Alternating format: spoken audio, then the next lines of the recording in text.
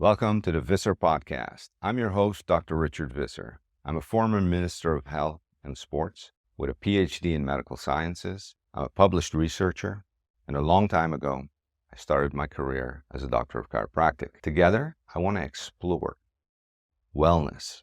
I want to explore longevity to get you to the best health you've ever known. So join me on this podcast.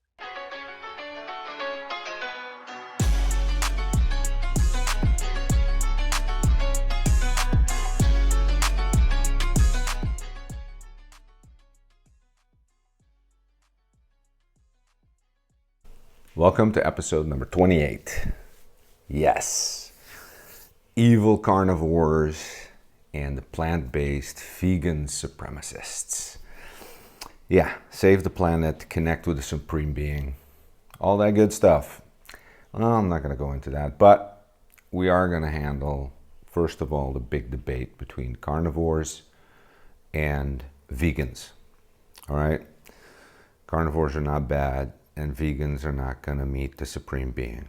All right, let's get that off the thing. And if you've been looking at Netflix and you've seen, the Game Changers, well, that's been debunked. So, it's sad to say the information out there is not that accurate.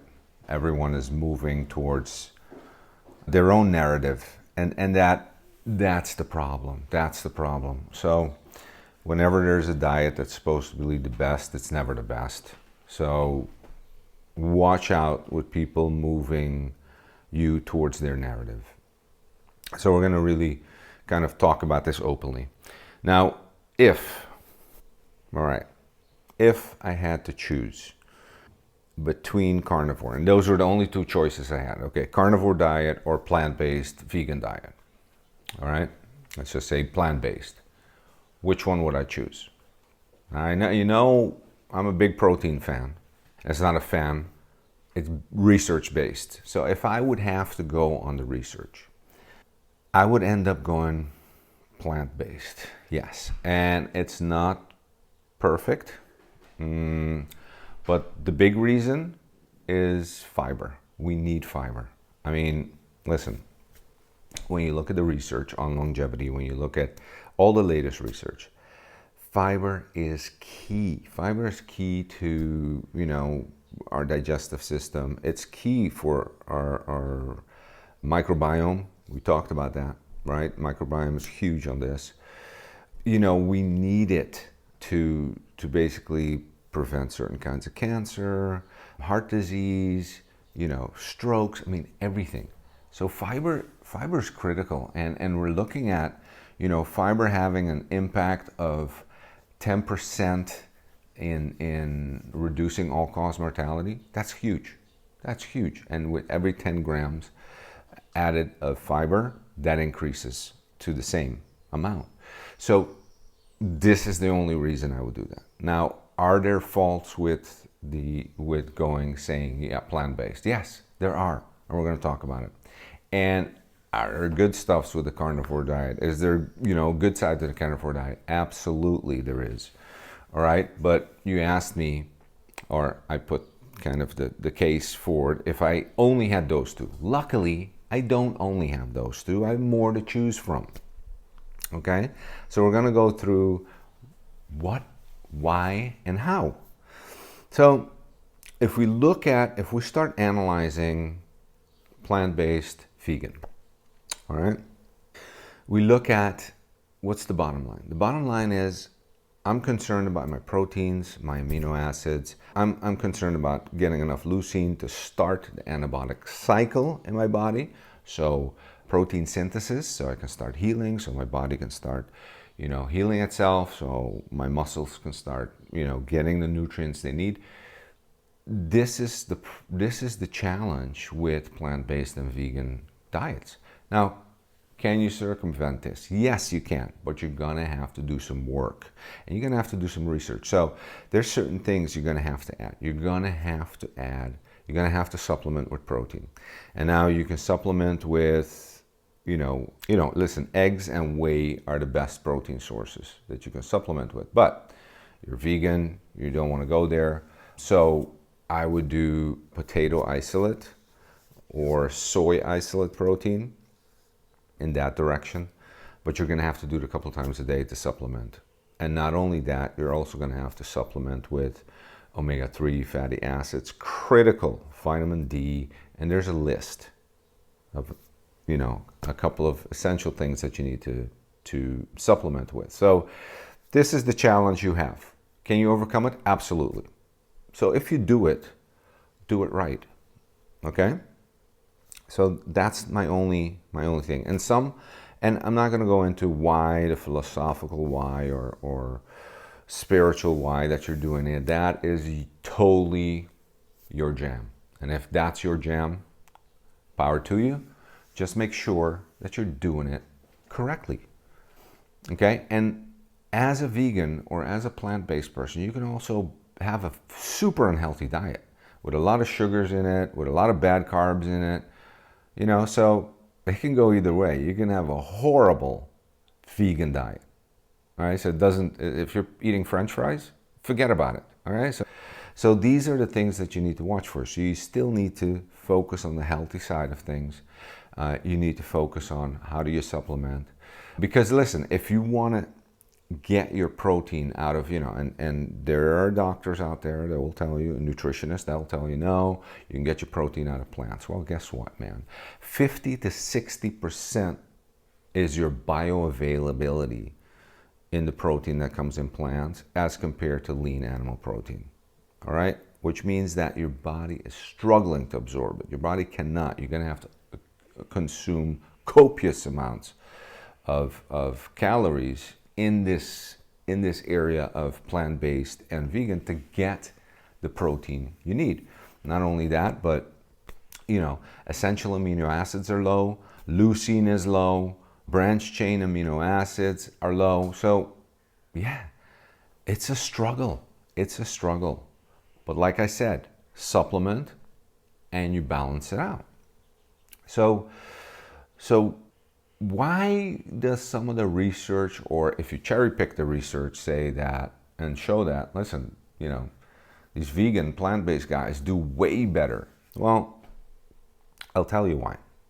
See, research, and again, this is something I learned from a friend of mine who's actually a neurosurgeon who heard it from his professor. So this is third party, but it makes sense. Statistics are like a bikini. Interesting what you see, but vital what you don't see. All right, so we're going to look at the vital in these studies. And the vital is usually this. If you have a bunch of vegetarians and you have a bunch of plant-based people, they are already very conscious. Okay, they're eating more consciously. So the chances are they're eating healthier than their counterparts. Just for the fact that they're on that roll. Okay, so when you're comparing the two and you're getting a group that's just carnivore or just eating meat and whatever else, the likelihood they're going to be unhealthier or they're eating more unhealthy food is higher. Okay, so that's where a lot of times you'll get, the numbers being off on blood work, on, all your biomarkers. The other thing is, and the big thing is, and this is, again, if you dive into the research, is that I don't care what diet you're on, if you lose weight and you get your weight down, your biomarkers are going to be extremely improved. And I don't care if it's vegan or you're carnivore based or you're whatever. I mean, you can even, I'm not, I don't want to say this, but there's been a couple of studies that, okay, they're very small, all right, and don't go off of this. But these guys actually, there's one that's from this professor that just ate Twinkies and lost weight and showed that his biomarkers improved. Okay, so the fact is, you can lose weight and your biomarkers will improve. Yeah, your lipid profile will improve no matter what you eat. I hate saying that because food is important. What you eat is important. But I'm just saying for the sake of this argument and to show you how important your weight is. All right, so having extra fat, being not at your optimum weight, is hugely, unbeneficial for your blood work and for your health. So that's the key. The rest is fine tuning. The rest is like itsy bitsy moves. All right, what are some of the things that we do have to supplement with? I mean, that I say, hey, across the board, you need this. I'm going to get 3 fatty acids, ETA, DHA, need 2. Vitamin D, absolutely a must, right? These are a must. Now, hopefully you're using you're supplementing with some vitamins, you're supplementing with, multivitamin, multimineral, just to make sure that you're covering your bases. I do AG1, I like it. I'm not being sponsored by them, but if they're interested, give me a call. I've been taking them and they're great. It's not a high dose vitamin, but it kind of has everything I need just in case I miss something in my nutrition, and you will miss something in your nutrition, absolutely. But the essentials, if you can't get anything else, get the omega-3s, get the D. That is essential no matter what diet you're on. So even with the carnivore diet, if you doing a carnivore diet and you're losing weight and you're at your optimum weight, your markers are more than not going to be good, going to be looking good. All right. My only concern with the carnivore, again, is the fiber, the lack of fiber. I will not do it with the lack of fiber. That's just a no-go, because we've seen what it does with the microbiome. We see how important the microbiome is for us to be healthy, for us to be happy. The gut-brain connection, the gut-heart connection, certain amino acids that get produced, etc., etc. Vitamins that get produced in the gut. So I want the fiber. Okay. What else? Well, I think that, as I say, I'm a big fan of protein. We need the protein, especially as we age. And so a quick review of that. No woman, I'm saying women because women oftentimes say, well, I don't need it because, I'm not in the gym trying to get muscles and stuff. No woman should be under 100 grams of protein ever a day, period. If you're doing that, revise, please. Okay, and the normal calculation is 1.5 grams to 2 grams of protein per kilogram of ideal body weight. So calculate it. That's where you need to be at. That's your thing. Do you need to measure it, weigh it? No, but you need to have that as your basis. And the other thing is, your first meal needs to be high in protein, because what's the mistake we do? We do porridge, we do steel cut oats, we do that kind of stuff for our first meal. We need to get that catabolism. You see, I'm with the carnivore thing again. No, we need to get the anabolic cycle in our bodies started, and to do that we need leucine. We know we need 1.5 grams to get it started. It doesn't start slow, it's like a hard start. So we need that protein first meal. All right, so get that protein in first meal. Is your first meal at, like mine is 2 p.m. or if it's in the morning when you wake up, get it. Watch out for orange juice, watch out for any of these high sugar juices. You want to cut down your sugars. Okay, so I think the other thing that I want to go through is looking at fats, right? We know that there's, because I talked about omega-3 fatty acids, which is a good fat, which we get from, salmon, fatty fish, oily fish. We also get good fats from avocado, and some nuts, not too much. But the good fats include monounsaturated fats, polyunsaturated fats. Saturated fats are kind of okay, but they're not really good. They're kind of in the middle. And then, when you get the industrial made trans fats, stay away. Stay away from those. The other thing you need to stay away from is what? What did I hear? Yeah? Yeah? Huh? Huh? Exactly. High corn fructose. High fructose corn syrup. There you go, high corn, whatever. High fructose corn syrup. Stay away from that. Dangerous. Processed food, highly processed food, lower that. Yeah, once in a while. I also have a bag of chips once in a while. That's fine, but keep it out. Keep it out. That is like, your off day. You're, okay, I'm going to just chill out and eat whatever I need as a special occasion, whatever. No, no, don't do special occasions, because every day could be a special occasion. So don't do that. All right. It's just your once a week and saying, okay, I'm gonna have some junk. I'm gonna have a In-N-Out burger. Oh, I love those. Anyway, so yeah, animal style. Yeah, God, double. Okay, stop. Okay, so we want to look at that. We want to keep those down. We want to keep the sugars down. And like I said before, we want to get to our optimum weight. That is the main goal. Get to your optimum weight. So when we talk about nutrition and we talk about diets, we've talked about this before. We need to do some kind of restriction. All right? You need to drop the calories that go in compared to the calories that go out. And you need to up calories that are going out. Okay? So pick a diet that you can live with for the rest of your life, that is the least restrictive for you, which means it's personalized. All right? It is personalized. It doesn't matter if it's a type of Mediterranean diet. It doesn't matter if it's, a plant-based diet. It doesn't matter if it's, more towards the high protein diet, more towards the higher carb diet, doesn't matter.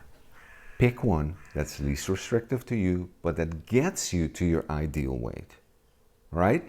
And within that diet, make sure that your omega-3 fatty acids are covered, your vitamin D is covered, your protein intake is covered, macros are covered. Make sure that within that is covered. Give yourself a day a week where you just chill out and do whatever and eat whatever, okay? Make sure that you're combining your strength training with your zone 2 and your zone 5 exercising, and you get to go. You get to go. Get to your ideal weight and keep it there. So you need to have a diet that you enjoy, that you like. Try the different ones. Find one that fits with you. And when you do find it, like let's say you're having a bit trouble and you're doing a hybrid version of it. Okay, fine. But then make sure you do a 24/7 glucose monitor. Boom, put it on, get it on your phone, and start checking what you're eating and drinking and how it's affecting you. Because we all get affected differently, right? So this is going to give you a real personalized view on where you should be at. Okay, what things are really affecting you. You could, most of us just go to the high glycemic index and go, okay, these are the bad foods. What? Bread, stay away from it. Rice, stay away. Pasta, stay away unless you're doing your nice, Saturday or whatever, free day. Or combine it with enough protein, have a high quality pasta and combine it with enough protein so you can balance that out. I want to, your carbs need to come from your vegetables, from your fruits. That's where your carbs, from your beans, your legumes. That's where your carbs need to come from. That's where your fiber needs to come from. So if we look at the high, the high glycemic index, yes, it's a general thing, but we're all different. We all react differently, right? I could have a glass of wine and I might not react that way. My glucose might not spike, my insulin might not spike. My friend next to me does the same and it spikes like he's going into pre-diabetes. So he shouldn't do that, or he should really watch when he does that. So these are the things we need to look at. Again, we in previous episodes, cut the alcohol. That's sugar coming in, and it's bad. It gives you fatty liver. So bring it back, manage it. All right. Small amounts or just 1 day, 2 days, whatever. Just manage it, bring it back in. And I know with our hectic lives with, meetings and having business deals going, or whatever we're doing. If we're hard at work, digging ditches, whatever. At the end of the day, you want to have a cold beer. You want to, sit with your buddies and just, drink. Watch the alcohol consumption. That's a huge one to watch for. So these are the things we need to watch for. These are the things, and then within that, frame a way of eating, a diet that is restrictive, that makes sure that we're lowering those calories, but at the same time, something we can do forever. And the way I'm able to do it is to do both. I, make sure I eat healthy. I make sure my protein is high, and I do an 8-hour or less, 7-hour feeding window. That means what? That means that for the rest of the time, I'm drinking tea, I'm drinking coffee, I'm drinking water, no sugar. I'll do my vitamins for, in the morning, that doesn't matter, and I'll do my creatine. Creatine is another one. Creatine is amazingly good. It's one of the things that I think, we should be taking because it's great for muscle synthesis when you're working out, but it's also great for your brain. The research is out on it. There's so much research on it. Creatine is very good. So I use it as a pre-workout, as during my workout, and that's fine. My first meal is at 2. My last meal is at 8, 7, 8. And I make sure that I have 3 feeding times in between, minimum. So that's how I cover and are, am able to limit the amount of food I get in. If I'm feeding myself all day, I'll just gain weight. I'll just be bulking like I did for the last 30 years, okay? So, no, okay? To stay at my weight, I have to do that. I have to do both sides of the equation. And my workouts are solid. I mean, that's where I go. And I work out smart. Work out an hour, 3 to 4 times, weight training. Then do 30 minutes of your zone 2 cardio. That's it. 4 times a week, that's it. And then twice a week, hit the sprints. Burn off that visceral fat. We need to get rid of visceral fat. No running long distance, no running 10 miles, no running, none of that stuff. You don't have to go to distance. You don't have to spend all that time. I mean, if that's your jam and you like doing that and that's your thing, distance work, perfect, do it, go for it. Do the distance work, do everything. But remember, come back, balance it out, do some resistance training. It's not going to slow you down. It's going to get you better, but do that because that is longevity. Here we go for what's healthy, what gives you longevity, and what takes care of your well-being. So we need to balance those out. All right? Hey, subscribe, ring the bell notification. Come on, get on this journey with me. I need comments. Let's get going. Get your friends on board. We need to grow this channel, and I keep bringing the content, all right?